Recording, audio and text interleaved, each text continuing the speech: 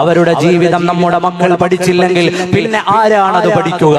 അവരെ കുറിച്ച് നമ്മൾ പറഞ്ഞില്ലെങ്കിൽ പിന്നെ ആരാണത് പറയുക? ഞാനും നിങ്ങളും ഹൃദയത്തോട് ചോദിച്ചു നോക്കൂ, നമുക്കാരെയാണ് അറിയുന്നത്? നമ്മുടെ മുന്നേ നടന്ന ബദരീങ്ങളുടെ ചരിത്ര പശ്ചാത്തലങ്ങളിൽ നിന്ന്, ഇന്നലെ അവർ ചെയ്ത ത്യാഗങ്ങളിൽ നിന്ന് എത്ര പേരുടെ ചരിത്രം നമ്മുടെ മക്കൾക്കറിയാം. അവരുടെ ഈമാൻ ഉറച്ചു നിൽക്കണമെങ്കിൽ 16, 17, 18 വയസ്സ് പ്രായത്തിൽ അള്ളാഹുവിന്റെ ദീനിനു വേണ്ടി പടപൊരുതാൻ ഇറങ്ങിയവർ, ജീവത്യാഗം ചെയ്യാൻ ഇറങ്ങിയവർ, ബദറിന്റെ മണ്ണിൽ പടങ്ങി വീഴുമ്പോ സയ്യിദുനാ ഉബൈദ റളിയല്ലാഹു അൻഹുവിന്റെ പ്രായം 60 വയസ്സിന് മേലെയാണ്. ആ സ്വഹാബിമാരെ നമ്മൾ പഠിച്ചിരിക്കേണ്ടതുണ്ട്, അവരുടെ ജീവിതം നമ്മൾ അറിയേണ്ടതുണ്ട്. അതിലൂടെയാണ് ഈമാൻ നിലനിൽക്കുക, അതിലൂടെയാണ് ഈമാൻ നിലനിൽക്കുക. ഇസ്ലാമിനോടുള്ള കൂറും മഹബത്തും ഖൽബിൽ ഉണ്ടാവുക. ആ ഓർമ്മകൾ നമ്മുടെ വീടുകളിൽ ഉണ്ടാകട്ടെ.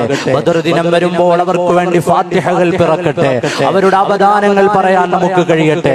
നമ്മുടെ ശത്രുക്കളെ കാലവും പേടിച്ചിരുന്നത് ബദരീങ്ങളെ അവർ പറയുമ്പോൾ അവർക്ക് ലഭിക്കുന്ന ഈമാനിക ഊർജമായിരുന്നുവെങ്കിൽ മഹാന്മാരായ ബദരീങ്ങളുടെ ചരിത്രത്തെ ആവർത്തിച്ചു പറഞ്ഞുകൊണ്ട് നമ്മുടെ ഈമാൻ ഉറപ്പിക്കാൻ, അതിലൂടെ നമ്മുടെ പാപമോചനത്തിന്, ഈ പാപമോചനത്തിന്റെ പത്തിൽ നമ്മളൊക്കെയും തയ്യാറാകണം. അല്ലാഹു തൗഫീഖ് നൽകുമാറാകട്ടെ. വഫീ മദ്ഹിഹിം ജാഅൽ കിതാബു വസുന്നതു കഫാഹും ലഹും നസ്സുൽ കിതാബി വസുന്നതി.